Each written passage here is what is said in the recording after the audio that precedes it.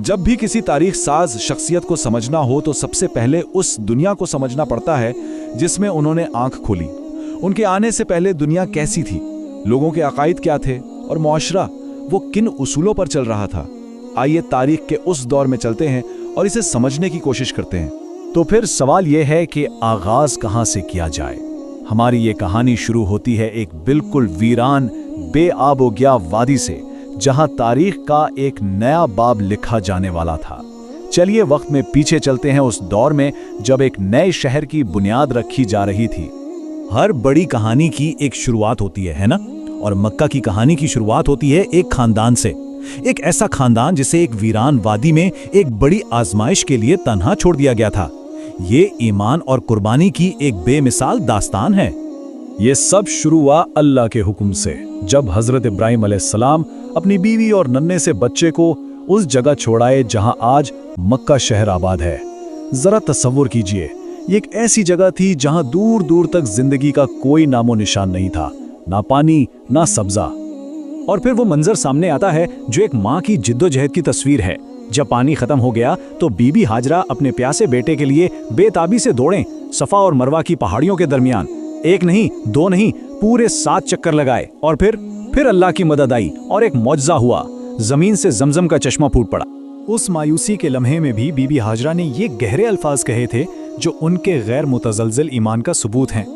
ये वो लम्हा था जब खौफ की जगह एक मुकम्मल भरोसे ने ले ली, और सच पूछें तो यही भरोसा इस शहर की असल बुनियाद बना।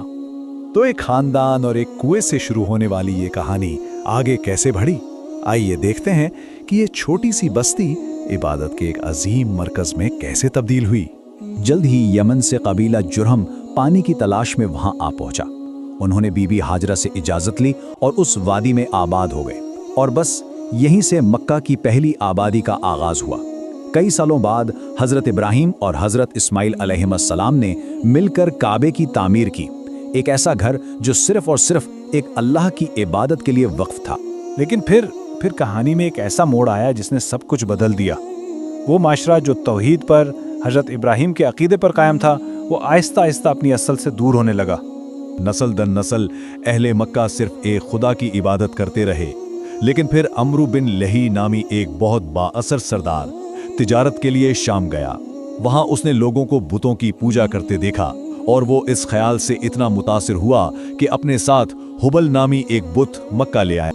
और ये एक बहुत बहुत बड़ी तब्दीली थी। कहाँ इब्राहिम का अकीदा जो एक नादीदा खुदा से बराह रास्त ताल्लुक़ सिखाता था, और कहाँ ये नया तरीक़ा जो बीचवानों और मूर्तियों पर इन्हिसार करता था। देखते ही देखते काबा जो एक खुदा की इबादत के लिए बनाया गया था, सैकड़ों बुतों का घर बन गया। उस दौर की रूहानी उलझन को समझने के लिए ये वाक़या बहुत अजीब है। एक शख्स सफ़र पर था और अपना बुत घर भूल गया। उसने क्या किया? उसने खजूरों से एक नया बुत बनाया, उसकी पूजा की, और जब भूख लगी तो उसी बुत को खा लिया। ये उस दौर की गुमराही की एक बहुत वाज़ेह मिसाल है। मक्के में तो बुत परस्ती फैल रही थी, लेकिन क्या पूरे जजीरा नुमा अरब का यही हाल था? उस दौर का जो मजहबी मंजरनामा था वो काफ़ी दिलचस्प और पेचीदा था। हाँ, बुत परस्ती सबसे ज़्यादा फैली हुई थी, लेकिन ये वाहिद अकीदा नहीं था। जजीरनमा अरब में यहूदी और ईसाई बरादरियाँ भी आबाद थीं, और कुछ लोग अगरचे बहुत ही कम तादाद में अब भी हज़रत इब्राहिम के असल तौहीदी अकीदे पर कायम थे। अब हम अपनी कहानी के एक बहुत ही फैसलाकुन मोड़ पर पहुँचते हैं। एक ऐसा वाक़या जो इतना अहम था कि उसने तारीख का धारा ही बदल दिया। ये कहानी है काबा को दरपेश एक बहुत बड़े खतरे की। यमन के हुक्मरान अबरहा ने सुना में एक शानदार गिरजा घर बनाया था। वो चाहता था कि अरब के लोग हज के लिए काबा के बजाय वहां आए। तो अपने मकसद को हासिल करने के लिए उसने काबा को तबाह करने का फैसला किया और एक बहुत बड़ी फौज लेकर मक्का की तरफ रवाना हुआ, जिसमें जंगी हाथी भी शामिल थे। जब अबराहा की फौज मक्का के करीब पहुंची तो उसने मकामी लोगों के मवेशी जब्त कर लिए, जिनमें नबी सल्लल्लाहु अलैहि वसल्लम के दादा अब्दुल मुत्तलिब के 200 ऊंट भी शामिल थे।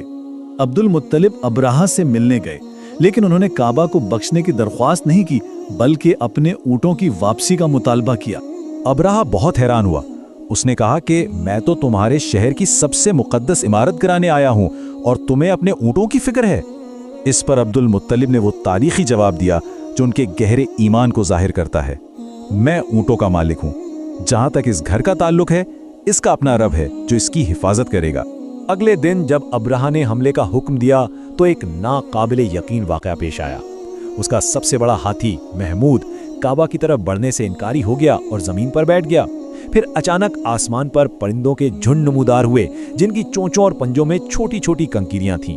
उन्होंने ये कंकीरियां अब्राहा की फौज पर बरसाईं और देखते ही देखते पूरी फौज तबाह हो गई। ये वाकया इतना गैर मामूली था कि अरबों ने इसे कैलेंडर के तौर पर इस्तेमाल करना शुरू कर दिया। इस साल को आमुल फील यानी हाथी का साल कहा जाने लगा। ये खुदा की तरफ से एक बहुत वाज़ेह निशानी थी कि इस घर की हिफाजत की जा रही है। और कहानी का सबसे अहम मोड़ वो ये है कि उसी मौजज़ाती साल में उसी शहर में एक बच्चा पैदा हुआ जिसका नाम मोहम्मद रखा गया। काबा की ये मौजज़ाती हिफाजत और मुस्तकबिल के नबी की पैदाइश का एक ही साल में होना, ये महज एक इत्तेफाक नहीं था बल्कि एक बहुत बड़ा इशारा था। तो सोचिए, एक ऐसी दुनिया जो तौहीद से भटककर बुत परस्ती की तारीकी में डूबी हुई थी, जहां अलग अलग अकायद आपस में टकरा रहे थे और जिसने अभी अभी खुदा की कुदरत का एक अजीम मौजिज़ा देखा था, उस दुनिया में एक बच्चे ने आंख खोली।